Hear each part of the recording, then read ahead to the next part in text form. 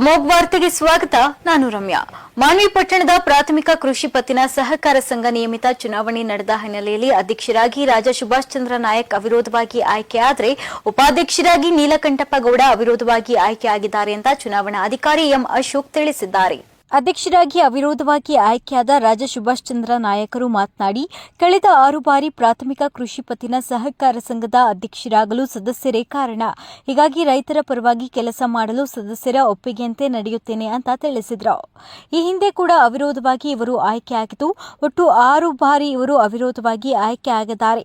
ಇವರ ಸೇವೆಯನ್ನ ಮೆಚ್ಚಿ 12 ಜನ ಸದಸ್ಯರು ಅವಿರೋಧವಾಗಿ ಆಯ್ಕೆಯಾಗಲು ಪ್ರಮುಖ ಕಾರಣವಾಗಿದ್ದಾರೆ.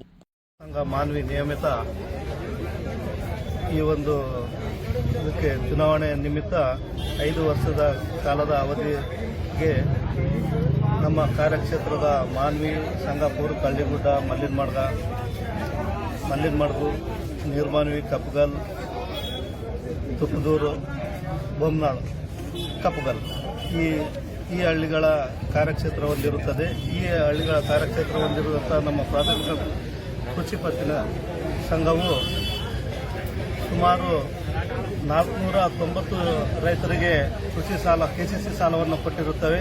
ಅದರಲ್ಲಿ 150 ಜನ ಎಸ್ಟಿ ಜನ, 70 ಜನ ಎಸ್ಸಿ ರೈತರಿಗೆ ಹಾಗೂ 250 ಸಾಮಾನ್ಯ ರೈತರಿಗೆ ನಾವು ಸಾಲವನ್ನು ಕೊಟ್ಟಿರುತ್ತೇವೆ.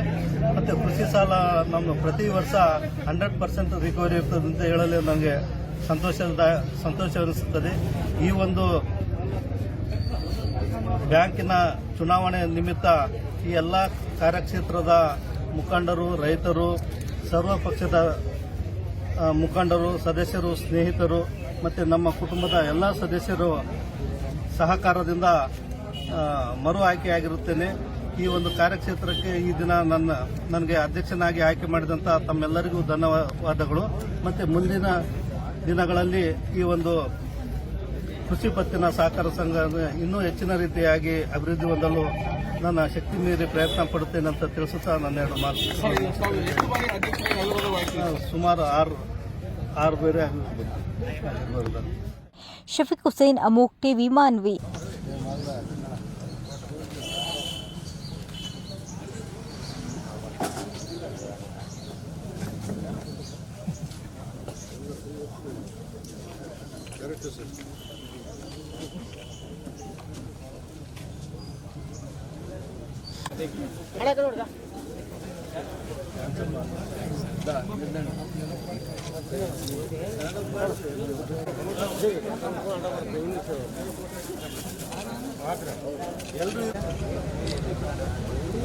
Thank you.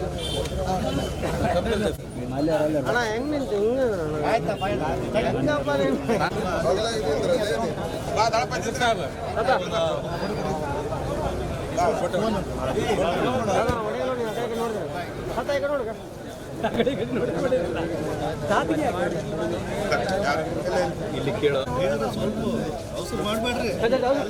ಮತ್ತೆ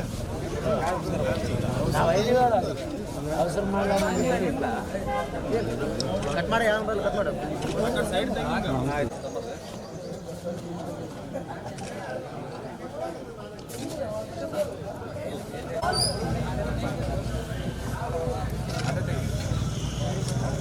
ತೆಗಿ 4 ಜನ ತೆಗಿ.